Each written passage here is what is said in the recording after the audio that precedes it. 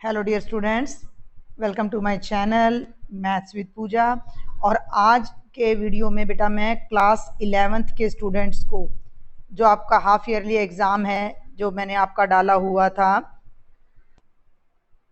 जो sample paper आपका मैंने डाला हुआ था, उस हाफ ईयरली एग्ज़ाम 2023 का मैं मैथ्स का आज आपको क्या करवाने जा रही हूँ, सॉल्यूशन करवाने जा रही हूँ। तो जल्दी से देखते हैं। मैं ये बात यहाँ पर क्लियर कर दूँ कि ये जो पेपर है आपका रिवाइज्ड सैम्पल पेपर है। This is a revised sample paper. जो सैम्पल पेपर मैंने पहले डाला था ये वो वाला सैम्पल पेपर नहीं है, उसमें मैंने कुछ अल्टर किए हैं, कुछ चेंजेस किए हैं और विद सॉल्यूशन मैं ये सैम्पल पेपर आपको यहाँ पर प्रोवाइड करा रही हूँ। तो वही बाकी सभी इंस्ट्रक्शंस हमारी वही रहेंगी। 1 से 15 तक हमारे जो भी क्वेश्चन है वो 1-1 नंबर के हैं, और भाई आगे 2-2 नंबर के 3 है, फिर 3-3 नंबर के भी 3 है, और 5-5 नंबर के 2 क्वेश्चन है। तो वो सब हैं, तो सारे इंस्ट्रक्शंस वही रहेंगी। तो हम क्वेश्चन नंबर 1 से स्टार्ट करते हैं सॉल्यूशन को। तो ये मैंने स्क्रीन पे थोड़ा बड़ा कर दिया। ये है आपका फर्स्ट क्वेश्चन, ठीक है। विच ऑफ द फॉलोइंग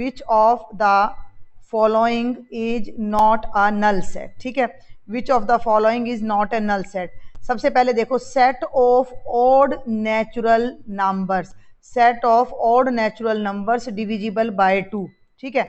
अब आप मेरी बात को ध्यान से सुनो कि ऑड नंबर्स और जो 2 से डिवाइड हो रहे हो, भाई 2 से कौन सा natural number odd number divide होता है? कोई भी नहीं होता। तो ये वाला जो सेट है आपका, ये तो आपका एम्प्टी है, फर्स्ट वाला। अब आ जाओ अपने सेकंड पार्ट पर। तो सेकंड क्या कहता है? Set of even prime numbers.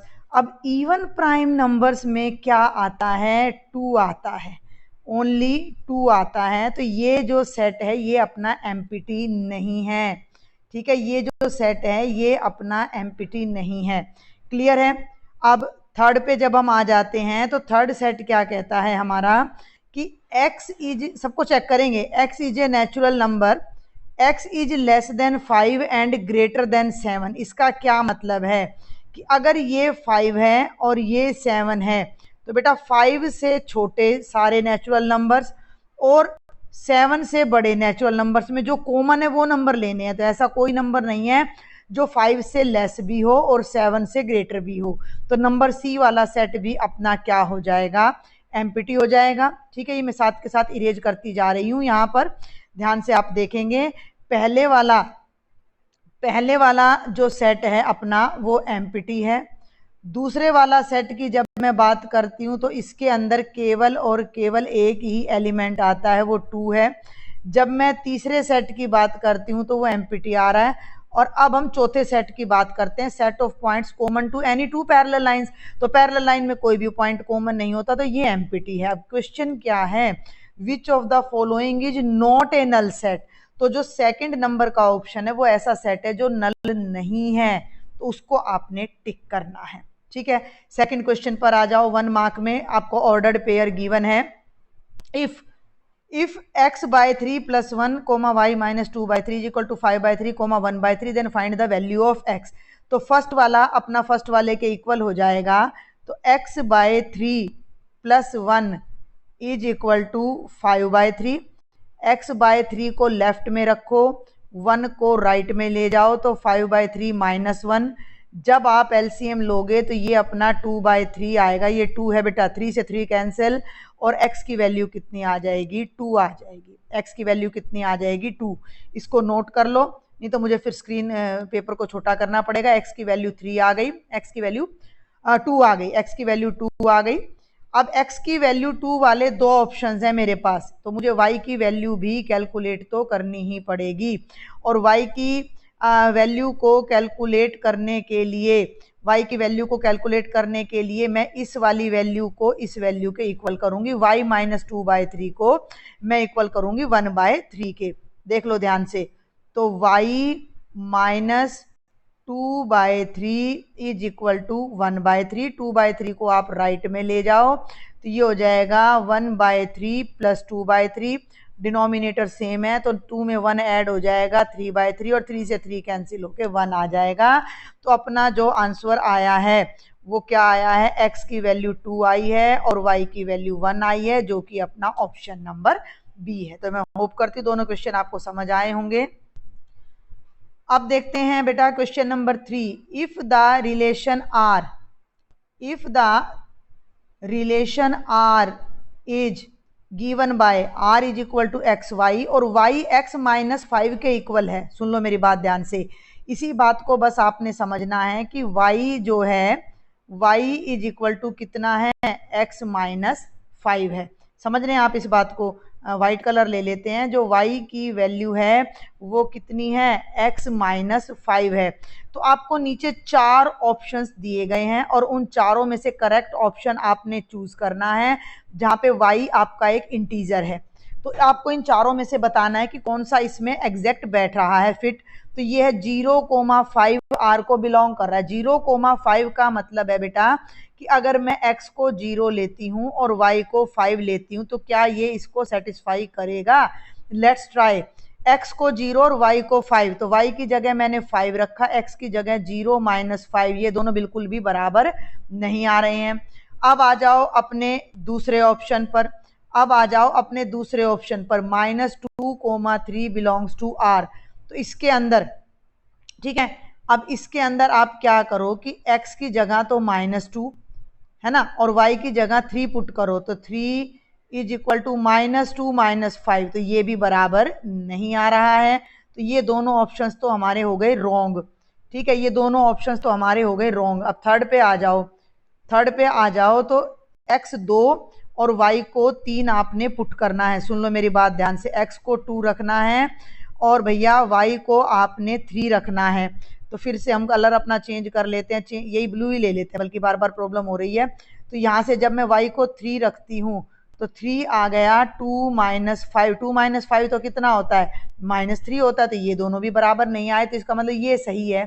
फिर भी इसको भी चेक कर लो, x की जगह पर 5 रखो और y की जगह पर 0। इसके अंदर x के प्लेस पर 5 और उल्टा बोल गई मैं, x के प्लेस पर 5, सीधा बोल रही हूँ, x के प्लेस पर 5 रखना है आपने। और बेटा जी y के प्लेस पर 0 रख के चेक करो कि दोनों साइड्स इक्वल आ रही हैं या नहीं। तो यहाँ तो 0 रखा और ये रखा 5 माइनस 5, तो बिल्कुल 0 इज इक्वल टू 0 आ गया। यानी जो ये फोर्थ वाला ऑप्शन है ये इस गिवन रिलेशन को क्या करता है, सेटिस्फाई करता है। नेक्स्ट क्वेश्चन पर चलते हैं। ये है बेटा अपना क्वेश्चन नंबर 4 जो मैं इसी स्क्रीन पर आपको करवा रही हूँ। ठीक है, x दे रखा है हमें ABCD, y दे रखा है हमें FDBG। तो आपने क्या बताना है, आपने x माइनस वाई बताना है। तो बेटा x माइनस वाई का मतलब वो सेट है जिसमें x और y के जो कॉमन एलिमेंट्स है वो हट जाएंगे। x तो पूरा आएगा, तो x और y में क्या मैच कर रहा है, b मैच कर रहा है और d, तो x में से b हट जाएगा और d हट जाएगा और a और c हमारा आंसर आ जाएगा। तो बिल्कुल सिंपल सा था ये वाला क्वेश्चन भी। अगर इसी में देखो, मैं साथ साथ कोशिश कर रही हूँ कि हर चीज आपको समझा सकूं। अगर इसी में आपसे y माइनस एक्स पूछा जाता तो y सेट तो रह जाता, लेकिन जो एलिमेंट x से मैच कर रहे थे वो हट जाते, d हट जाता और b हट जाता और आपके पास f और g ने बच जाना था। तो दोनों तरीके से मैंने ये आपको समझा दिया है, मैं होप करती हूँ हेल्पफुल रहेगा। फिफ्थ पे आ जाओ। If tangent x is equal to -5/12 and x lies in second quadrant, then find the value of sin x। तो टेंजेंट x से पहले आपको सीकेंट पे जाना पड़ेगा, या फिर इसके दो तरीके हैं। देखो दूसरा तरीका क्या है, दूसरा तरीका ये है कि भैया आपको टेंजेंट x दे रखा है, एक ही नंबर का क्वेश्चन इसलिए बता रही हूँ। तो टेंजेंट x होता है perpendicular by base, tangent x होता है हमारा परपेंडिकुलर बाय बेस। ठीक है, दोबारा लिख देती हूँ मैं, साफ नहीं लिखा गया। टेंजेंट x हमारा होता है परपेंडिकुलर बाय बेस, क्लियर है। तो परपेंडिकुलर अपना हो जाएगा 5, ठीक है, और बेस अपना हो जाएगा 12। तो पाइथागोरस थ्योरम लगा देना, तो ये हो जाएगा आपका हाइपोटेन्यूज हो जाएगा 13। अगर हम इस एंगल की बात कर रहे हैं, इस एंगल को अगर मैं x ले रही हूँ, तो जो मेरा साइन x होता है वो क्या होता है, परपेंडिकुलर बाय हाइपोटेन्यूज। तो परपेंडिकुलर हो गया 5, हाइपोटेन्यूज हो गया 13। बस एक बात का ध्यान रख लेना, किस बात का ध्यान रखोगे कि भैया एक्स सेकंड क्वाड्रेंट में है और सेकंड में तो साइन पॉजिटिव होता है, तो मेरा आंसर पॉजिटिव ही आएगा, तो 5/13 आंसर आ जाएगा। ये शॉर्टकट बताया है मैंने। लॉन्ग में तो क्या होगा कि भैया आपने ट्रिग्नोमेट्रिक आइडेंटिटी लगानी है। कौन सी ट्रिग्नोमेट्रिक आइडेंटिटी आप लगाओगे कि secant x is equal to, दोनों ही बता रही हूँ मैं, ये एक नंबर में आए तो कैसे करना है, 1 + टेंजेंट स्क्वायर एक्स का अंडर रूट, है ना। तो ये हो जाएगा 25/144 का अंडर रूट सॉल्व करोगे तो 13/12 प्लस माइनस 2 वैल्यू आएंगी सीकेंट की, और सीकेंट सेकंड क्वाड्रेंट में नेगेटिव होता है तो सीकेंट की वैल्यू -13/12 आ जाएगी। सीकेंट का उल्टा करोगे तो जो आपका कोस एक्स है वो -12/13 आएगा, और कॉस से फिर आप साइन पे जाओगे तो वो बहुत लंबा प्रोसेस हो जाएगा। तो मैं आपको सजेस्ट करूंगी कि आप इसी तरीके से इस क्वेश्चन को सॉल्व करें। आगे चलते हैं। अब देखते हैं बेटा प्रश्न संख्या 6। ठीक है, find the radius of a circle in which a central angle of 60 degree. Central angle का मतलब जो एंगल है वो 60 डिग्री है। भाई सेंट्रल एंगल जो है वो अपना 60 डिग्री का है।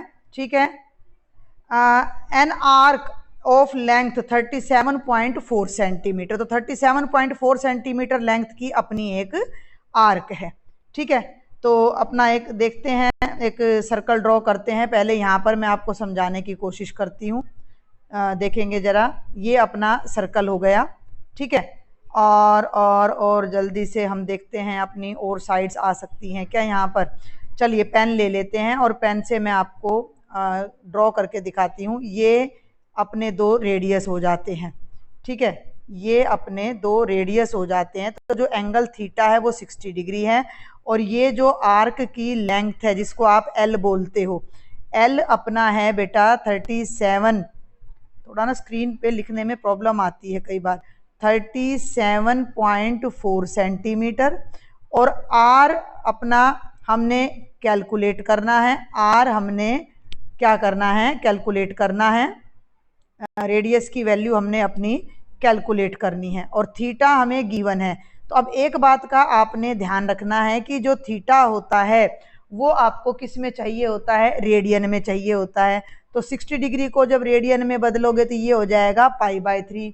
तो अब अपना फॉर्मूला क्या होता है, L = r थीटा, लेकिन आपको तो r चाहिए, तो r क्या हो जाएगा, L/थीटा। थोड़ा इसको ऊपर कर लेते हैं। ठीक है, दिख रहा है ना आप सबको। तो r अपना हो जाएगा L/थीटा। L की वैल्यू 37.4 है, थीटा की वैल्यू π/3 है। इसको सॉल्व कर लो थोड़ा सा, 37.4।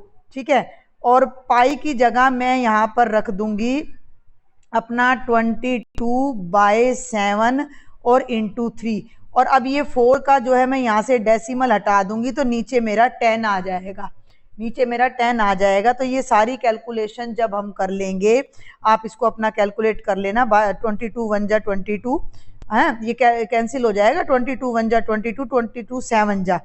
ठीक है, तो 17 7 जा 119 इंटू 3/10, तो ये 357/10 आएगा बेटा। और जब मैं इसको डेसिमल में कन्वर्ट करूंगी तो मेरा आंसर 35.7 सेंटीमीटर आ जाएगा।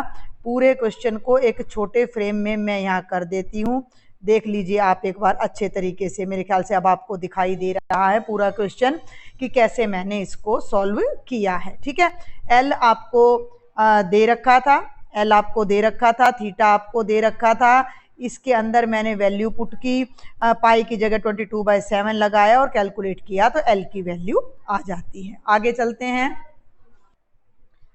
अब सॉल्व करते हैं बेटा question number 7। If 3 - 3 × 2 - x is greater than equal to 2 × 1 - x then the value of x।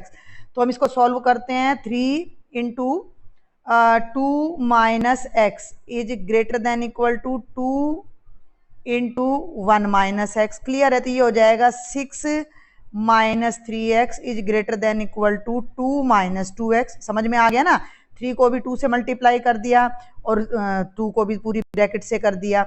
ये भाई 2x है, इरेजर ले लेते हैं एक बार अपना। ये जो है ये 2x है, -2x, तो x को एक तरफ ले आते हैं, -3x ऑलरेडी यहाँ है, -2x लेफ्ट में जाएगा तो प्लस का हो जाएगा, ग्रेटर देन इक्वल टू 2 पहले से है, 6 राइट में जाएगा तो माइनस हो जाएगा, -x is greater than equal to -4।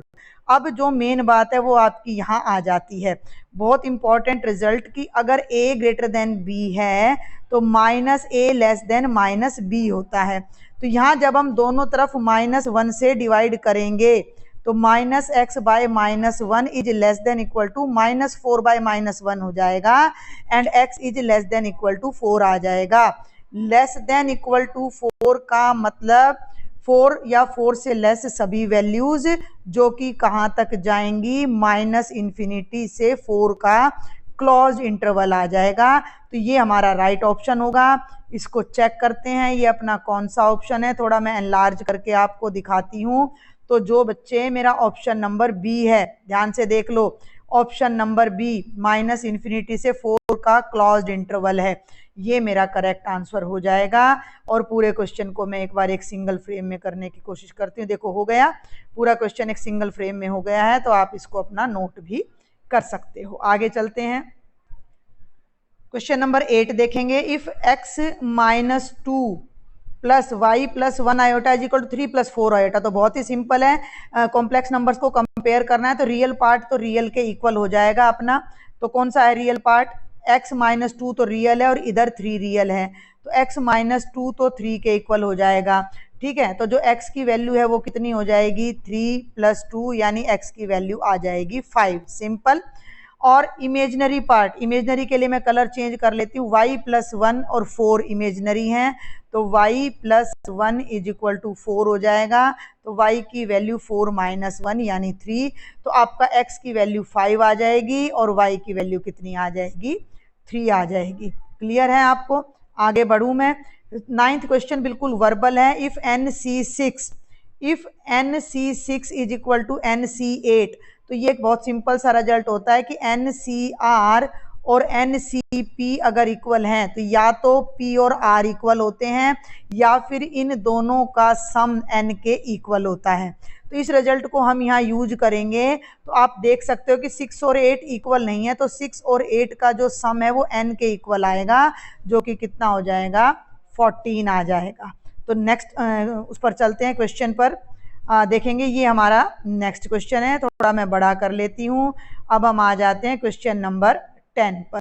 The number of 4 digit numbers using the digits 1 to 9, बहुत सिंपल है, टोटल 9 डिजिट्स को हमने यूज करना है, कोई भी डिजिट रिपीट नहीं हो रही है। और 4 डिजिट्स के कितने नंबर बनेंगे, अगर हम फंडामेंटल प्रिंसिपल ऑफ काउंटिंग से करते हैं तो 4 प्लेसेज हैं। फर्स्ट प्लेस 9 ढंग से कंप्लीट हो सकता है, ये 8 ढंग से, इसको 7 से और इसको 6 से। पूरा फर्स्ट सेमेस्टर का पूरा सिलेबस मेरे चैनल पर अपलोड है, आप वहां से भी देख सकते हो।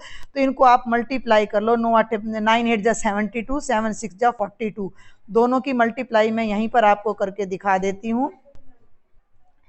तो भैया मल्टीप्लाई करेंगे, 2 2 जा 4, 2 7 जा 14, यहीं पे कर दिए मैंने मल्टीप्लीकेशन आपके लिए ना। ये भैया 14 है, ये 14 है बेटा, 4 2 जा 8, 4 7 जा 28, 4 3024 आएगा भाई। तो ये कितना आ जाएगा, 3024 आ जाएगा। तो अपना ऑप्शन चेक कर लो, ये बिल्कुल हमारे सामने ही है, option number B is the correct. इसका एक तरीका और है, 9p4 है ना, तो 9 का फैक्टोरियल बाय 9 - 4 यानी 5 का फैक्टोरियल। तो अल्टीमेटली हम पहुंच वहीं पर जाएंगे 9876 पर। ठीक है, पहुंच वहीं जाएंगे 9876 पर। नेक्स्ट पर चलते हैं। नेक्स्ट क्वेश्चन है बेटा, find the modulus of complex number 2 + 3 iota square है। ये एक बच्चे ने मुझसे पूछा था कि मैडम ये क्वेश्चन नहीं है सिलेबस में, तो मैं आपको बता दूं कि आप अपनी इंट्रोडक्शन देखिएगा तो उसमें आपका मॉडुलस सिलेबस में आया हुआ है। और 2 + 3 आयोटा स्क्वायर कोई नई चीज नहीं है, इस टाइप का क्वेश्चन आपकी फर्स्ट एक्सरसाइज में है। तो पहले आप इसको ओपन करेंगे और स्टैंडर्ड फॉर्म में लेके आएंगे, a² + b² यानी 9 आयोटा स्क्वायर + 2ab, तो 2 2 जा 4, 4 3 जा 12 आयोटा, 12 है भाई, ये थोड़ा 2 लिखने में प्रॉब्लम आ रही है यहाँ मुझे। 9 आयोटा स्क्वायर हो गया -1, वैसा 2 बनाती हूँ, +12 आयोटा। ठीक है, तो ये बन गया 4 माइनस 9 है और प्लस 12 आयोटा, वैसा 2 नहीं बन रहा है यहाँ पर, तो -5 प्लस 12 आयोटा, ये तो बन गया कॉम्प्लेक्स नंबर। और इसका आपने निकालना है मॉडुलस। तो मॉडुलस के लिए अब आप क्या करोगे, याद कर लो, ये कॉम्प्लेक्स नंबर आपके सामने है, ठीक है। अगर a प्लस आयोटा b कोई कॉम्प्लेक्स नंबर है तो उसका मॉडुलस क्या होता है, उसका मॉडुलस होता है a square plus b square under root. तो इस कॉम्प्लेक्स नंबर का मॉडुलस क्या हो जाएगा, 13 आ जाएगा, -5 स्क्वेयर, इमेजिनरी पार्ट हो गया 12 स्क्वेयर अंडर रूट, ठीक है। 5 का जब स्क्वायर करिएगा बच्चे तो 25 आएगा, 12 का 144 आएगा, दोनों की वैल्यू 169 आएगी, तो अंडर रूट कितना आ जाएगा, 13 आ जाएगा। तो ये हमारा करेक्ट आंसर हो जाएगा, modulus of the complex number. और मेरे ख्याल से उस बच्चे को भी जवाब मिल गया होगा जो कह रहे थे। आप एक बार बेटा जी जरूर बुक को उठाकर देखिएगा, कॉम्प्लेक्स नंबर का जो मॉडुलस है वो आपको इंट्रोडक्शन में दिया गया है, तो क्वेश्चन आपसे पूछा जा सकता है। आगे चलते हैं, क्वेश्चन नंबर 12 क्या है, find the distance between -3a -372 and b24 -1। हम इन पॉइंट्स को थोड़ा साइड में ब्लैंक स्लाइड पे मैं लिख देती हूँ, फिर सॉल्व करती हूँ आपके लिए। तो ये है बेटा हमारे दो पॉइंट्स a और b, x1 y1 z1 x2 y2 z2, और इनके बीच की हमने डिस्टेंस कैलकुलेट करनी है। तो फॉर्मूला आपको सबको पता होगा, चाहे x2 माइनस x1 ले लो, चाहे x1 माइनस x2 ले लो, उससे कोई फर्क नहीं पड़ता। x1 minus x2 whole square plus y1 minus y2, ठीक है, होल स्क्वेयर, और plus z1 minus z2 whole square under root. Clear हो गया यहाँ तक आपको? आगे बढ़ूं तो भैया पॉइंट्स आपके सामने हैं, इनके अंदर वैल्यू पुट कर दीजिए। थोड़ा शॉर्ट में हम लेंगे क्योंकि 1 मार्क का क्वेश्चन है। 2 देखो -3, कलर चेंज करूं, -3 और -2, तो ये हो जाएगा -5 होल स्क्वेयर प्लस 7 और -4 करोगे तो बेटा 3 होल स्क्वेयर प्लस 2, ये -1 पहले से है तो +1 होके 3 होल स्क्वेयर, और पूरे का आ जाएगा अंडर रूट।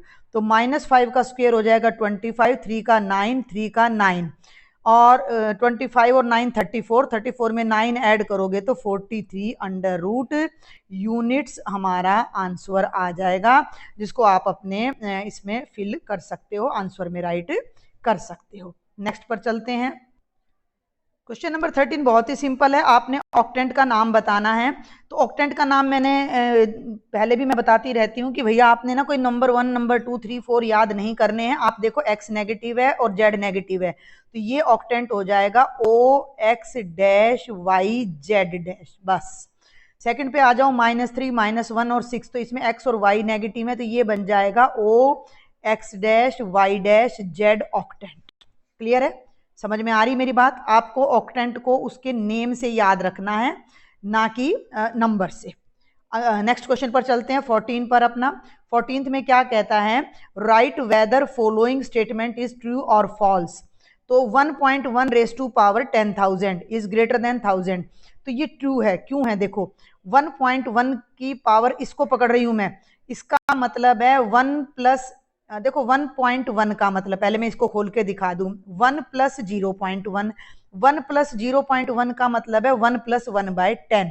समझ में आ गई बात यहां तक आपको?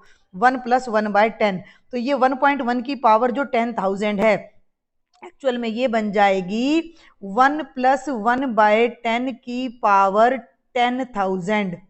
क्लियर है? अब मैं बात करती हूं 1 प्लस एक्स की पावर n। 1 प्लस एक्स की पावर n की जब आप एक्सपेंशन करते हो तो वो बनती है 1 plus n x plus n into n minus 1/2 into x square and so on. तो इस एक्सपेंशन को हम यहाँ अगर यूज करते हैं, ध्यान से देखना, तो ये क्या बनेगा, बहुत सिंपल, 1 प्लस n की जगह आ जाएगा 10,000 इंटू एक्स, और प्लस में और भी टर्म्स आएंगे जिनको मैंने छोड़ दिया, एक्स नहीं भाई एक्स लिख गई मैं यहाँ, ये आना था 1/10 और प्लस में बाकी टर्म्स। तो देखो यहाँ 0 से तो 0 कैंसिल हो गया बेटा, तो 1 बच गया प्लस 1000 बच गया, और प्लस में अभी और भी टर्म्स आएंगी, और जब 1000 और 1 को मैं ऐड करूंगी तो 1001 प्लस और भी टर्म्स आएंगी, तो ये ऑब्वियसली 1000 से ग्रेटर है। तो yes, this result is true. ठीक है, रब कर दूं मैं इसको, तो आप इसको लिख सकते हो कि yes this result is true. Clear है। और ये अपना लास्ट क्वेश्चन है 1 मार्क का, find the value of cos 75 degree. तो इसके लिए मैं स्क्रीन को थोड़ा सा अपना छोटा कर देती हूँ और अपना कॉस 75 लेना है मैंने, तो मैं ब्लैंक स्क्रीन पर आपको ये सारा सॉल्व करा देती हूँ अलग से ही। ठीक है, देखिए जरा कॉस 75 डिग्री, तो कॉस 75 डिग्री को आप लिख सकते हो cos 45 plus 30 degree. Cos A plus B का फॉर्मूला लगाओगे तो ये बनेगा कॉस ए। ठीक है, ये बनेगा कॉस ए कॉस बी यानी कॉस 45 कॉस 30 माइनस साइन ए यानी साइन 45 और बच्चे साइन 30। क्लियर हो गया। तो ये अब अपना cos 45 होता है 1/√2, cos 30 होता है √3/2। एम आई राइट।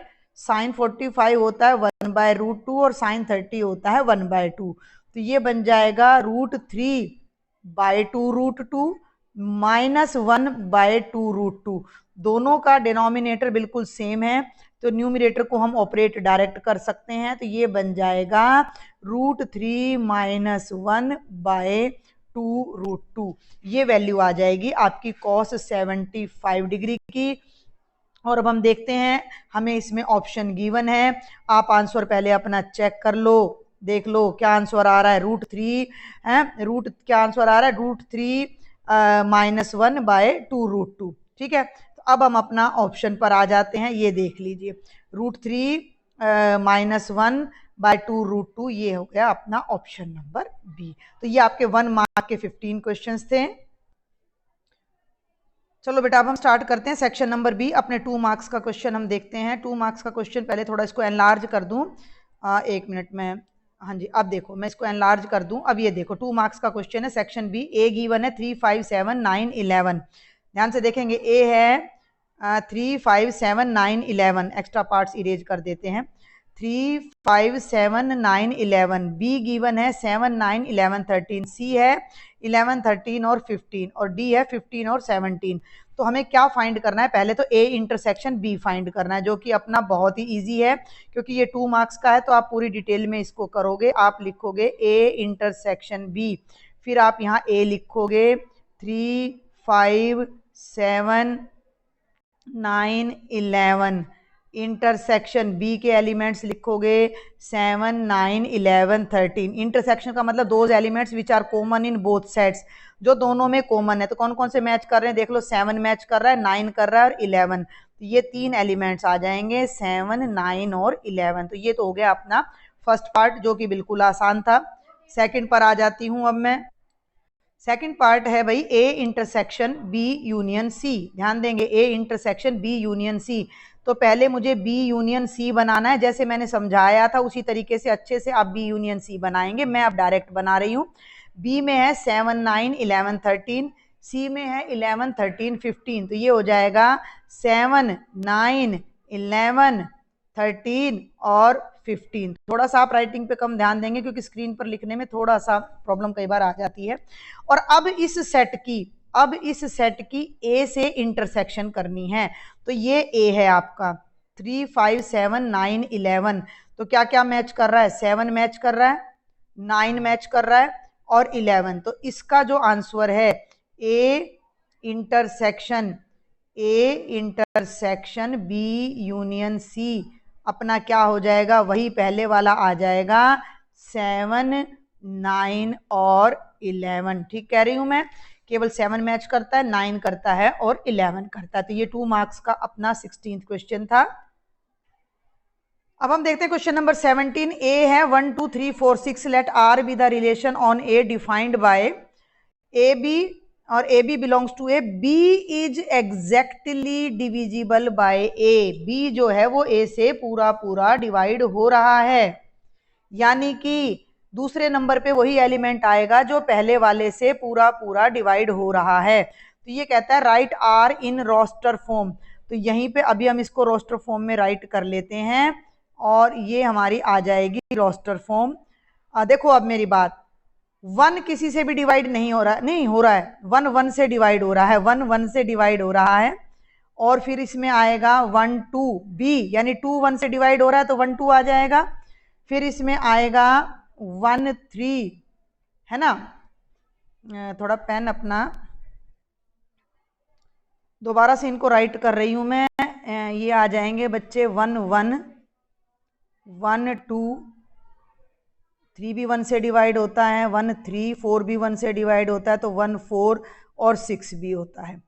अब 2 से कौन कौन डिवाइड होता है, तो 2 से 2 डिवाइड होता है, 2 से 4 डिवाइड होता है और 2 से 6 डिवाइड होता है, 3 से 3 डिवाइड होता है, बाद वाला पहले वाले से डिवाइड होना चाहिए, और अपना आ जाएगा 3 और 6, और अपना आ जाएगा 4 4 और बेटा जी 4 और 6। तो ये अपना रोस्टर फॉर्म आ जाएगी।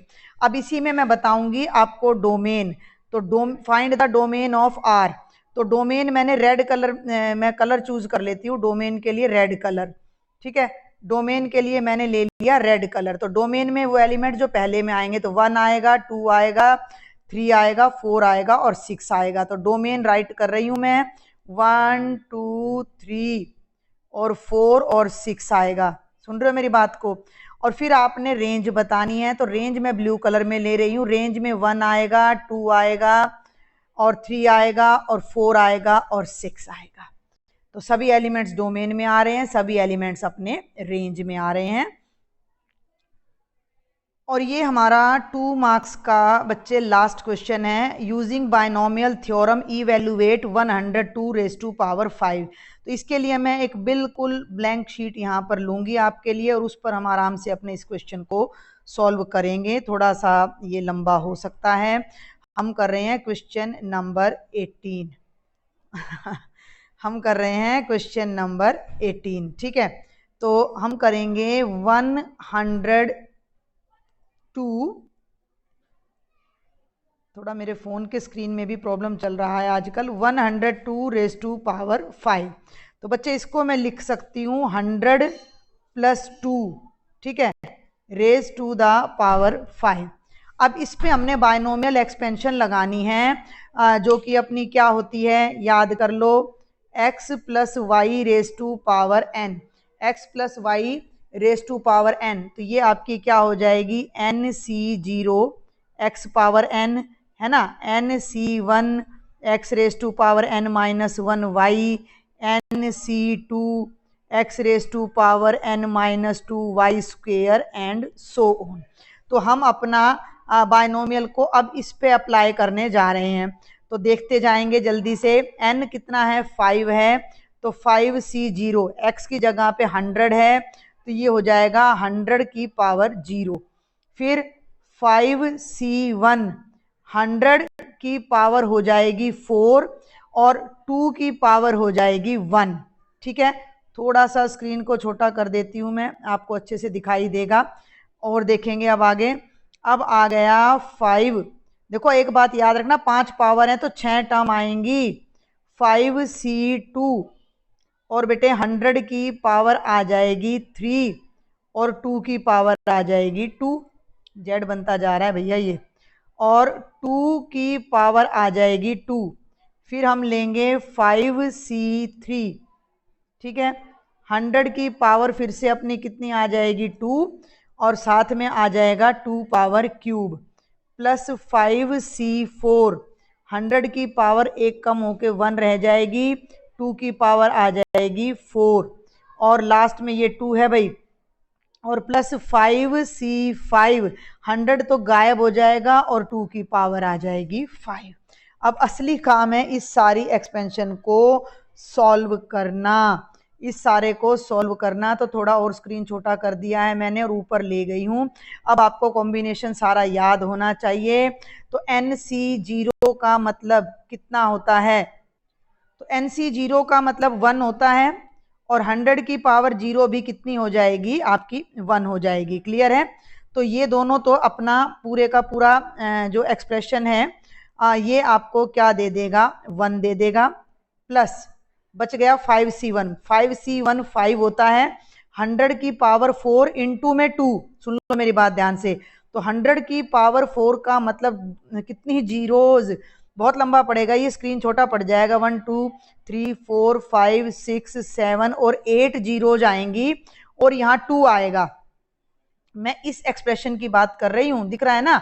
5C1 तो 5 हो गया और नीचे ये 2 हो गया। अब मेरी बात सुनो, ये 2 और 5 मिलके 10 हो जाएंगे और ये 10 इसमें ऐड होकर 9 जीरोज में कन्वर्ट हो जाएगा। तो मैं यहाँ साथ के साथ 9 जीरोज लगा रही हूँ। 1 2 3 4 5 6 7 8 और 9 जीरोज। प्लस अगली टर्म पे आ जाओ, 5C2 अपना 10 होता है, इंटू 100 की पावर 3 है तो 2 कितनी जीरोज आ जाएंगी, 6 जीरोज आ जाएंगी और ये अपना बन जाएगा 2 2 जा 4। अब सुन लो मेरी बात, 6 जीरोज ये हैं और एक ये है 7 और 4 को 10 से करोगे तो 40, तो 4 के पीछे 7 जीरोज आ जाएंगी। थोड़ा सा मैं शॉर्टकट ले रही हूँ, आपको अपना ये 2 स्टेप में करना है। 1 2 3 4 5 6 और 7, 3 टर्म्स हो गई। प्लस आगे आ जाओ, आगे आ जाओ तो 5C3 भी 10 होता है, 100 का स्क्वायर करिएगा तो 10,000 आएगा और 2 का क्यूब करोगे बच्चे तो 8 आएगा। तो 4 और 1 5 जीरोज और 8 के पीछे 5 जीरोज आएंगी यहाँ पर। तो यहाँ अब मैं लगा रही हूँ प्लस लगा के 8 के पीछे 5 जीरोज हो गया। अगले पे आ जाओ, अब यहाँ आ जाओ, 5C4 5 ही होता है, मल्टीप्लाइड बाय 100 आएगा और 2 की पावर को 4 करोगे तो 2 2 जा 4 2 जा 8 2 जा 16, 16 5 जा 80 और 80 को 100 से करोगे तो ये पूरा आंसर आपका 8000 में कन्वर्ट हो जाएगा। और प्लस 5C5 1 होता है, 2 की पावर 5 32 होता है। अब ये सारा आपने क्या करना है, इस सारे को आपने ऐड करना है। और अब यहाँ एक गड़बड़ मैंने कर दी है, जो कि क्या कर दी, अब ये देखो जरा, यहाँ पर जो बड़ी गड़बड़ मैंने कर दी वो x की पावर यहाँ n थी, इसका मतलब यहाँ 100 की पावर 5 आना था। मैं भी इधर करूँ कि ये 1 क्यों आ गया यहाँ पर, तो 100 की पावर 5 आएगा तो ये जो मेरा 1 बना हुआ है ना, ये जो मेरा 1 बना हुआ ये 1 नहीं है, ये 1 के पीछे 10 जीरोज आएंगी। समझ गए आप मेरी बात को, थोड़ा और छोटा करती हूँ। ये देखो कि 100 की पावर, दिख रहा है ये पेन मेरा चल रहा है रेड कलर में चलाऊं तो ये 100 की पावर 5 है यहाँ। तो 100 की पावर 5 का मतलब क्या हो जाएगा कि 1 के पीछे 10 जीरोज। तो अब ये थोड़ा मैं इधर करके इसको एडिट कर देती हूँ, इस मिस्टेक को। क्लियर है, इस मिस्टेक को मैं एडिट कर देती हूँ। तो यहाँ आ जाएगा 1 के पीछे 1 2 3 4 4 5 6 7 8 और भाई 9 और एक जीरो ये बना दी 10 और प्लस में ये आ गया। तो अब 10 जीरोज ये हैं, 9 जीरोज ये हैं, तो ये 11 के पीछे 10 जीरोज। और इस सारे को जब आप ऐड करोगे तो आप एक ऑर्डर में इसको लिख लीजिएगा, बिल्कुल आसान आपका हो जाएगा। यहाँ थोड़ा सा स्क्रीन की मुझे प्रॉब्लम है, नहीं मैं आपको ऐड भी करके दिखा देती। तो 11, देखो ना, सुनो ना, ये दोनों मिलके तो यहाँ 11 हो जाएंगे, फिर इनके पीछे एक जीरो छोड़ के ये 4 आ जाएगा, ठीक है, और 0 फिर 8 0 और फिर 8 0 3 2, ये आपका कंप्लीट आंसर आ जाएगा। फिर भी आपको कोई डाउट रहे, कोई क्वेरी रहे तो आप मुझे कमेंट बॉक्स में लिख देना, मैं ज़रूर कोशिश करूंगी इसको सॉल्व करने की। और बाकी के जो 2 सेक्शन है सी और डी, उन्हें मैं नेक्स्ट वीडियो में कवर करूंगी। तब तक आप इनको देखें, सॉल्व करें, कोई भी डाउट हो तो मुझे ज़रूर बताएं। वीडियो थोड़ा भी पसंद आए तो सब्सक्राइब जरूर करें और अपने फ्रेंड्स को शेयर करें। Thank you.